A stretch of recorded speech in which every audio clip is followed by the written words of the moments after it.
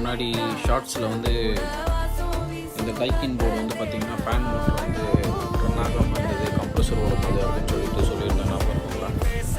இது வந்து பார்த்திங்கன்னா நம்ம என்ன பண்ணியிருக்கோம் அப்படின்னா, இந்த ஃபேன் மோட்டருக்கு வர வேண்டிய ரிலே வந்து நம்ம ரிமூவ் பண்ணிட்டோம். எம்சியூலேருந்து வர அந்த 12 வோல்ட் லைனை வந்து நம்ம டிஸ்கனெக்ட் பண்ணிவிட்டு இந்த பூஸ்டிங் கெப்பாசிட்டர்னு சொல்லியிருந்தால ஃப்ரெண்ட்ஸ், அதுக்குண்டான லைனில் வந்து நம்ம இந்த ரிலே கனெக்ஷனை வந்து லிங்க் பண்ணியிருக்கோம். சரிங்களா ஃப்ரெண்ட்ஸ், இப்போ வந்து பார்த்திங்கன்னா நம்மளுக்கு அந்த எஸ்எம்பிஎஸ் ரிலே ஆக்டிவேட் ஆன டைமிங்கில் இருந்தே நமக்கு இந்த ஃபேன் மோட்டர் வந்து ரன் ஆக ஆரம்பிச்சிடும். ஸோ தட் நமக்கு வந்து எதுவும் பிரச்சனை கிடையாது. அதே மாதிரி கம்ப்ரஸர் ஆஃப் ஆகிடுச்சுன்னா